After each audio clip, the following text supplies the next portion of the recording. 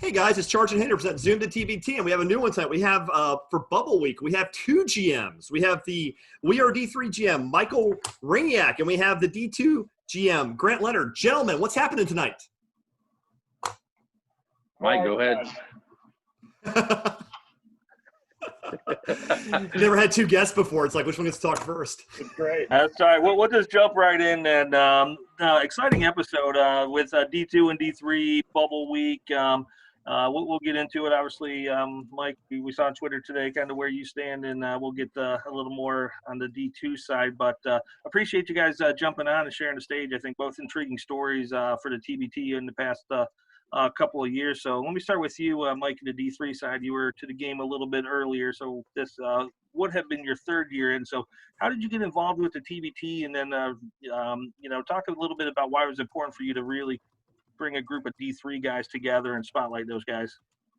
Yeah, I think it's very similar for the same reason why Grant got into it with D2 is the fact that literally, going back a couple years ago, I was watching the TBT, and I knew through my coaching experiences and some of the players that I coached that I felt like a team of Division III pros could do well.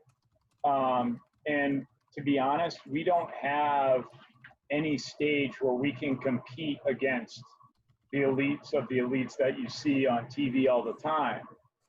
So we wanted to put something together where I felt if we did it right, with the preparation and doing training camp and things like that, we could perform well. I feel like we have against UCLA and Syracuse, still looking for the W. But, I feel like we're headed in the right direction. Obviously, this year is such a unique time. I know, I do not envy the TBT guys for kind of going through that bracketology. It's crazy. So I understand, not everybody's going to get in, but definitely I look forward to participating next year with my guys, and I know we're gonna bring the pain. Excellent. Yeah, and so same question to you, Grant. Obviously came in, made a little bit of a splash last year. So how did you come to form D2, and why was it important for you to highlight those guys? I think two things happened. First of all, I've been friends with Juan Bernal, who used to run Pedro's Posse. Yeah. And I've been friends with him for years. And watching him have the team, and I love Juan, and he put together an unbelievable team. And then I had a player that I coached at Queens, Mike Davis, who was playing for Primetime Players 2 years ago, and he got done playing. They made a run to the Sweet 16, and Mike hit a game-winning shot and a game-winning assist. And he came to me afterwards. He's like, "Yo, G, we would love if you would put together a team." And originally the formation of the team was going to be Queens and Lincoln Memorial players, which was most of the portion of the team last year. And then I just really felt like it would be better if the team was more encompassing of all Division II. Because I think there's a lot of high-level pros that play Division II throughout the world, and I thought I could put together a team that not only could win a game or two, but could really compete for the whole $2 million. Yeah, that's actually a really interesting way of looking at it, because one of the reasons we were able to get you guys as a combined show, besides the fact you were willing, is people think that, and this is sort of the charm of the TBT, people generally think that high-level basketball is only played at the D1 level. And that's just completely not true, as we all were well aware. And so it's nice to see the smaller schools get their time in the sun, which you guys have both had, big performances in TBT and their history. Talking a little bit about the bubble, though, obviously, again, Michael, your bubble was burst literally hours ago as we're taping this, which is this will be released later, but a huge blow. At the same time, obviously, you guys bring a lot to the table. What did you feel was your best bubble case? Was it the narrative of being a Division III All-Star team, or was it the fact there was this underdog story? What was your narrative coming in as a bubble team? What were you trying to sell to the committee? I think it's literally everything that you said. I mean, literally my team of guys last year, right, wrong, or indifferent, I think if we play that game against Syracuse, we go into overtime, I like our chances. I really felt like we were playing well. But I think literally, like you said, it's a story of a bunch of no names that literally can play with anybody. My guys can play with anybody. Eric Smith, in my opinion, last year was the best player on that entire court. And I feel like, I think largely Division III does get the short side of the stick in many opportunities, but to be honest, it's the biggest division of all the NCAA with 440 some odd schools. And there's great programs at all levels, D2, D1, D3. And my goal was just to bring awareness to that. And I think that was the story, you know, kind of the underdog. You know, typically last year we were seeded 8 in Syracuse. The year before we were seeded 8 in LA versus Sons of Westwood. So I think, like, we performed well. We were just looking to get over that hump with a team of underdogs and no names, essentially. Yeah, and sort of the same thing with Grant. I know same sort of concept. Division II is the road sort of less taken for high level players. Obviously, a lot of great professionals still come out of Division II ranks.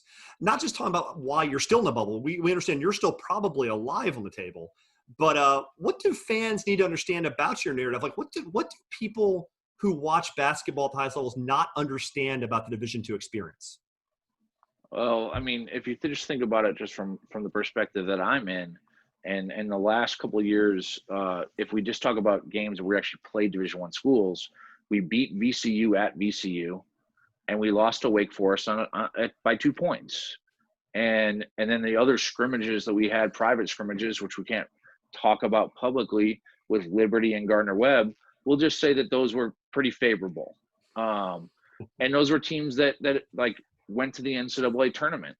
And so all I can tell you is when you're playing a game, you put your socks on first, and then your shorts, and then your shoes, and they put them on the same way we do.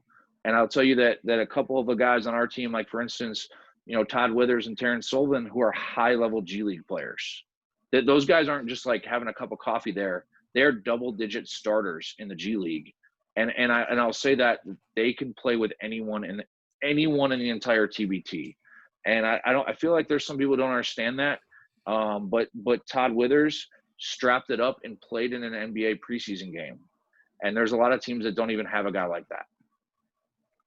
Yeah, Sullivan, I've seen him in Canton a few times, and he's from Ohio, and it seems like every time he comes into town, he scorches us. He's got a great fan base there, so I've seen him play all too well, unfortunately. But going back to you, Mike, I think the one important thing that we all need to make sure is that you are absolutely undefeated in the TBT in the first half. 3 quarters. Oh, I didn't go that far. So you've had the lead in both games, all 3 quarters? 6 for 6. I didn't look that far back. I just went to the half. Which is about as cool as a participation medal, losing both games. I blame the coach, personally.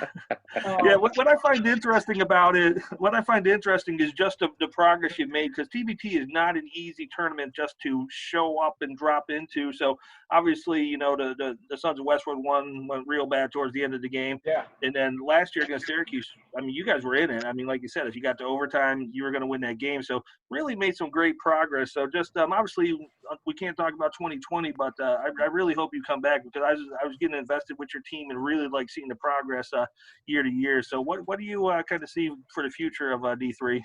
Yeah, I think, you know, the year 1 against Sons of Westwood, that fourth quarter was brutal. You know, I think last year, you know, it was all about learning for me, and kind of how to comprise the team, and kind of how to make, you know, kind of strides with where I thought, you know, we could find as our niche talent-wise, because at the Division III level, we're not going to have the 7-footers that can walk and chew gum. That's not going to happen, because if you can, you're going scholarship. It just is what it is. So we have to find our own playing style and niche. And so I started to figure that out, and I think we had some good roster, not turnover. We had guys returning and coming back, and I anticipate that a lot of the players that we're going to have on this year's team will be back next year. A lot of the players we had lined up went back to Israel to go play in some of the high-level leagues, so that kind of constricted our roster a little bit. So next year I feel like there'll be great additions to the team. And I think Grant can attest to it. It's kind of like figuring out who your team is and building on that and kind of making those roster decisions. I think for us, it's kind of figuring out our style, because TBT is such a unique blend of talent and experience that I've never coached against. To be honest, like I watched Hakeem Warwick when I was in high school, and the play against him was kind of crazy.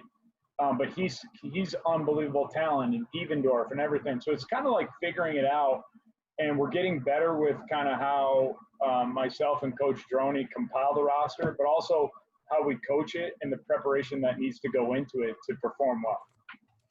Yeah, I think it's also already mentioned that point you mentioned about the scholarships too, because people may not know this. At the Division 1 and 2 level, scholarships are offered. There are no athletic scholarships at the Division 3 level, none.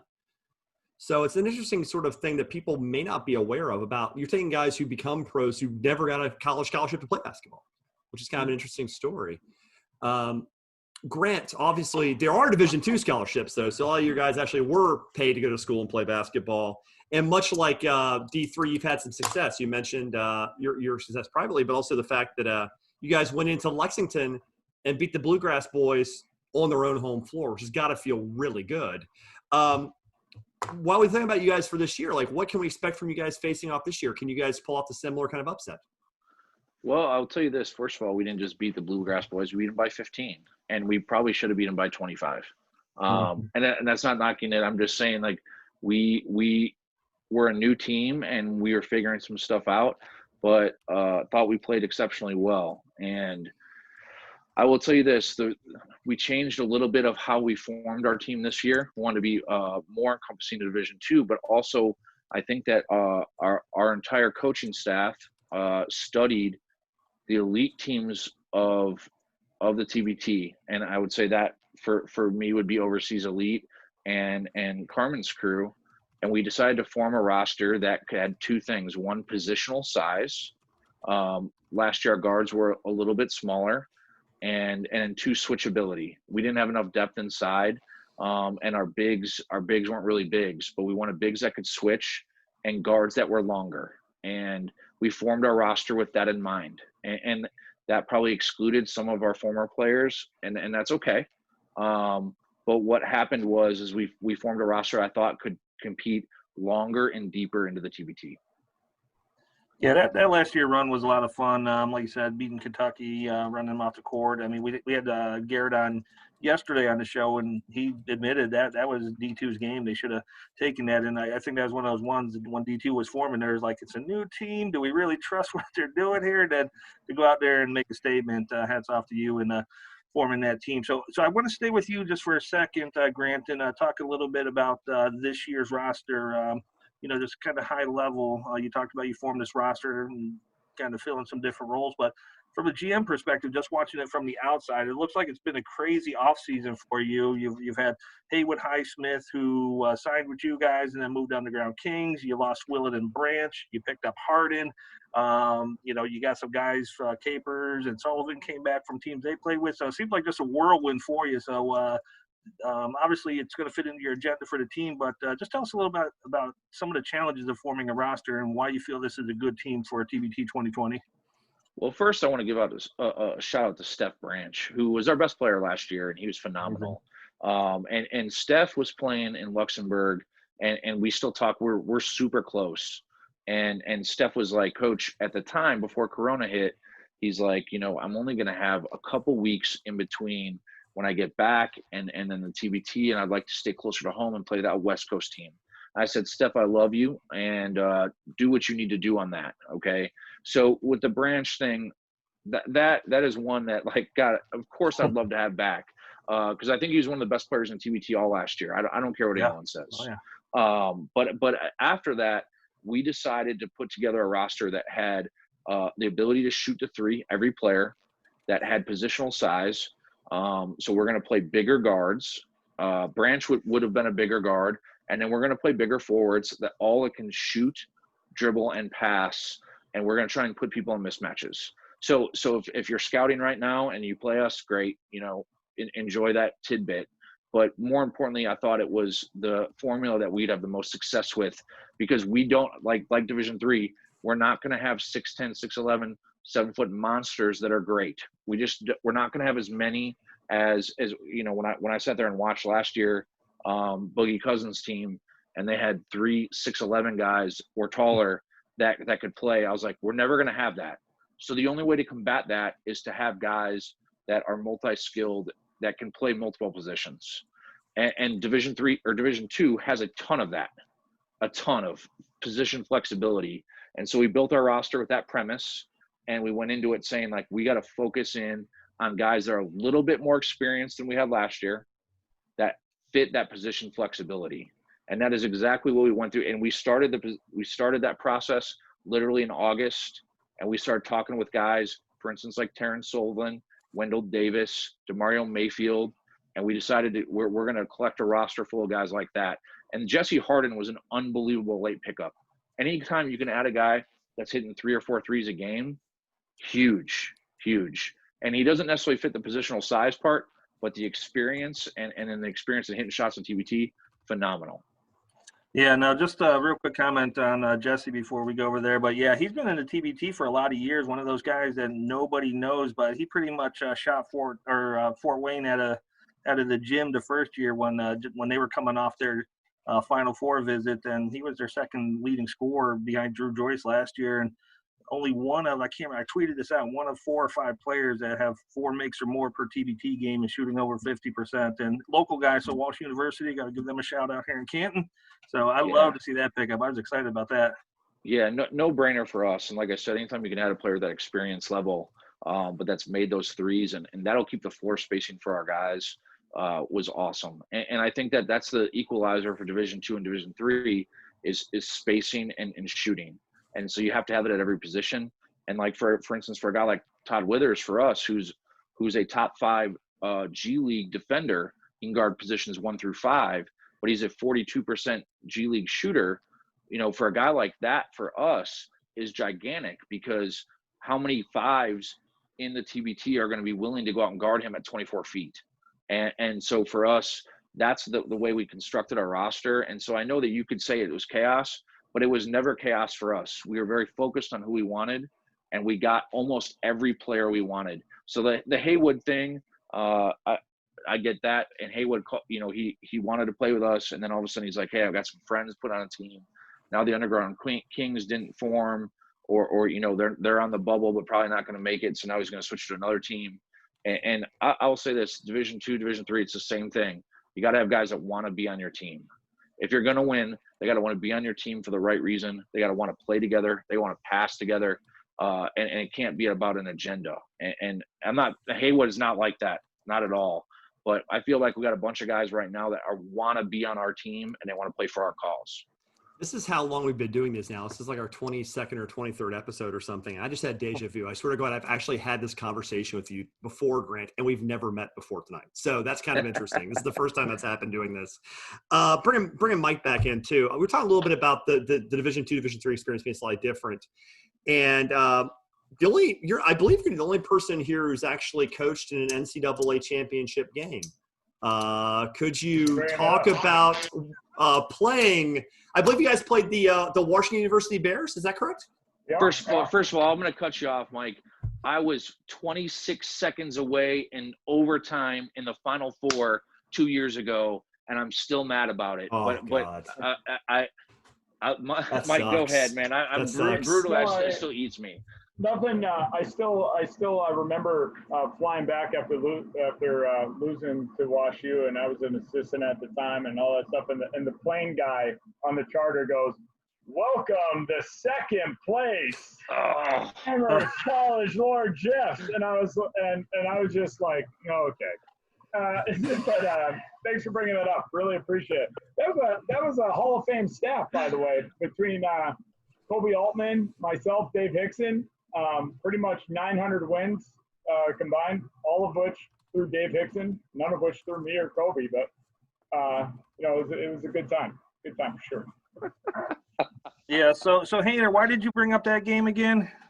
Because much like you, we were both Division III alums. While I'm a well-known Memphis fan, I was a Washington University in St. Louis, Bachelor's of Arts in Architecture graduate in 2000. Yeah, fantastic. Because I went to the State University of New York College at Fredonia, and I Googled Fredonia basketball players to find something. I came up with nothing. Mike, does Fredonia even have any basketball reputation? I have a substantial winning record against Fredonia. In the winners, though, they win. In the winners, you win at Fredonia because, like, I remember basically you have to take a rope, like the walkway, to get to the gym because of all the snow that you guys have in Fredonia, New York. That's why the fan base is so huge at like Syracuse, because there's nothing else to do in these places in the winter.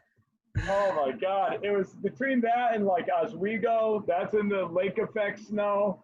I chose like the worst state in the world to coach in because let alone I coach at D3, so our budget is so astronomical.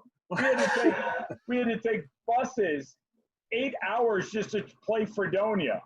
So like that to show how smart I was as a coach. That makes recruiting really easy, right? Hey, listen, if you think you can go to a different school, let me tell you about the bus rides to Fredonia. It's the frozen face of Hoth. The co-eds are wearing parkas. You'll love it. I can't offer you money, but I can offer you moderate temperature. Yeah, and in the village of Fredonia has nothing much to brag about either. Back in the old days, the Bills actually used to hold training camp out of Fredonia, so it was kind of cool for a few weeks out of the summer. But and it's funny, they play like they don't even. They usually the Bills play like they don't have a training camp most years, so that's kind of interesting. No, we made some Super Bowls though, so back off. Hey, let me stick on you, Mike, just a little bit. You mentioned Kobe Altman, which is fascinating to me. Obviously, kind of following the Cavs and the Charge here in Northeast Ohio. So what's your relationship with Kobe? I think you said you coached at Amherst and you did actually work in the Cavs for a bit. Him and I were roommates together when we were coaching at Amherst when we lost to WashU. So thanks for bringing that up again.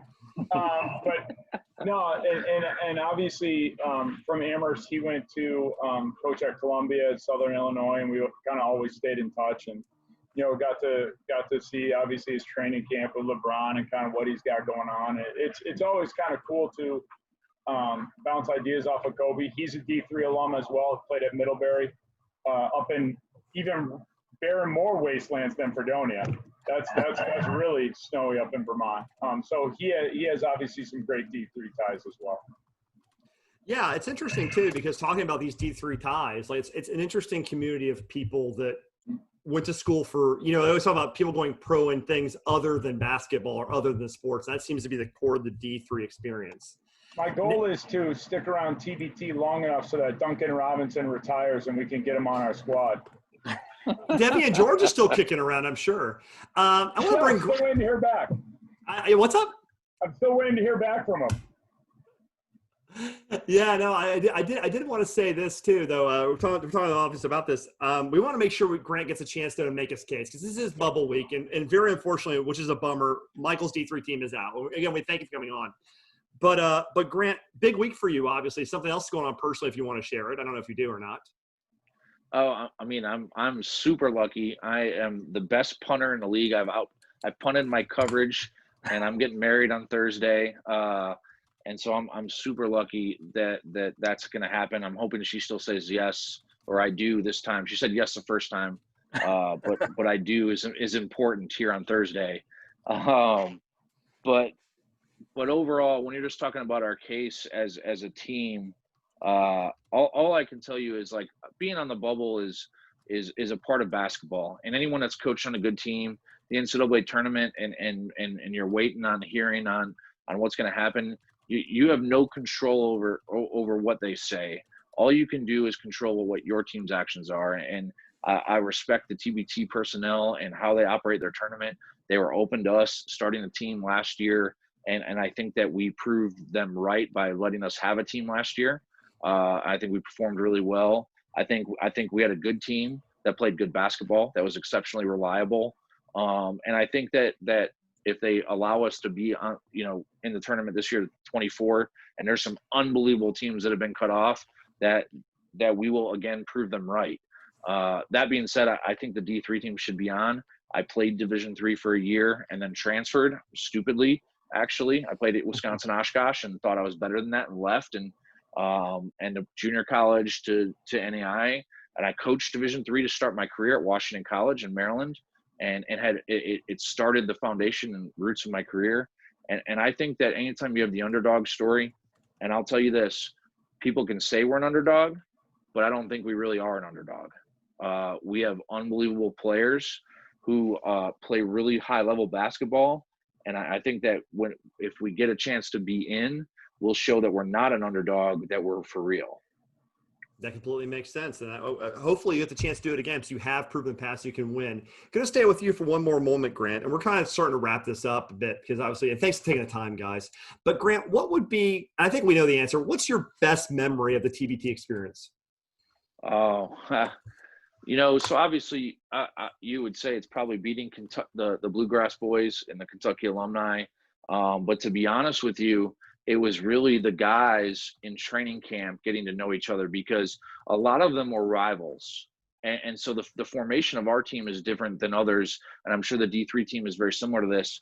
We have a lot of guys that hated playing against each other in college, and they were rivals, and they did not enjoy, they stopped each other from winning national championships. We had a guy from Northern State who beat us in overtime.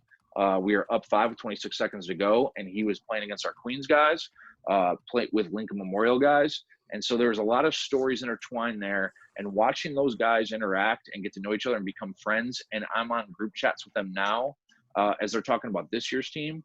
That is the best part of the TBT, is the fact that I get to see all these guys that at one point did not like each other really grow to become friends. And so I know that the political answer would be beating the Bluegrass Boys, but for real, it's the guys that got to know each other. And I actually like Logan Doyle. I was texting with the other night. He wants to be at my wedding so bad, and because of coronavirus, can't have that many people. But he played Northern State, and he got technical versus us, and was clapping in our face. And I hated him at the time, but love him now. And that's really what my best moment of the TBT is. Yeah, no, that's awesome. And same question for you, Mike. Obviously, you have 3 wildly successful quarters of TBT play, and still waiting. We got to get you off that 8 seed in 2021. We've got to get you up a couple, and because I know you guys can make some waves. This year was the year. I know. So what's your favorite memory so far? Yeah, I think a lot of it is very similar to Grant. I think selfishly, from a superficial kind of coach nerd vibe, was shooting Syracuse out of that zone within the first quarter, and then silencing that entire crowd of Syracuse.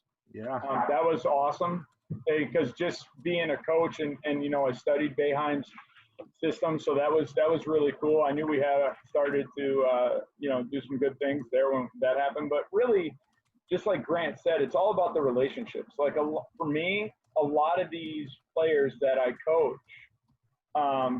were opponents of mine when I was a coach. A lot of them are players that I watch from afar and do great things, and like they've all battled one another in the NCAA for national titles, and to kind of bring an awareness and a voice to them. Just like D2, they wear D3, as a chip on their shoulder, and to really give a voice and have that relationship and kind of go on this journey with them for multiple years, and to have that exposure, it's awesome. It's awesome. And obviously, I want Grant to win the $2 million this year. Feel free to share it. I think your wife probably has 1.5 of it. But I think, for me, that's what TBT is all about is, I know Grant knows that our teams are not underdogs.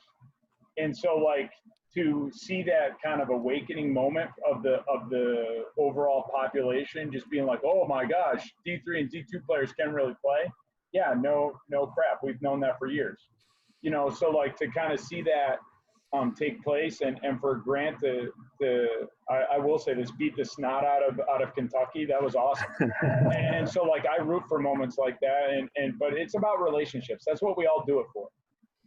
And I really cherish the relationships, and I look forward to kind of continuing to develop them through the years and participating in TBT in the future.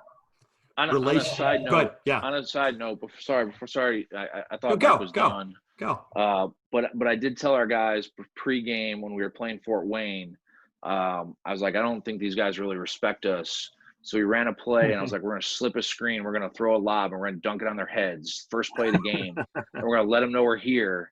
And we did that, and Steph Branch was hanging all over the rim. And I just remember looking over down at Fort Wayne, they're like, oh, crap, this is real. and I will tell you this, like, I think that all the teams that play us, whether it's D2 or D3, they have this underlying thing. Like, we played at Georgia, we played at Gonzaga, we played wherever we played. And then they get out there and they're like, wait, these guys are pros too. And these guys can make shots, and we better guard them.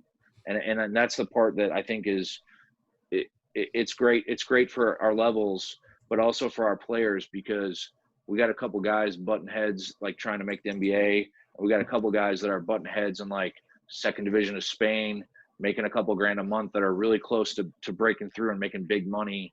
And this is an avenue for them to showcase themselves. Yeah, definitely.